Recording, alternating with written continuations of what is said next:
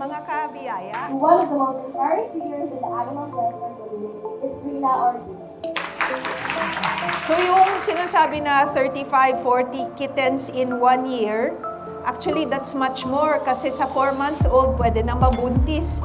Yung kuting ng many organizations provide low-cost kapon, sometimes free. Ito po yung tinatawag namin vacuum effect. Pag tinanggal mo lahat ng pusa, daga ang kapalit. Any questions from the audience so far?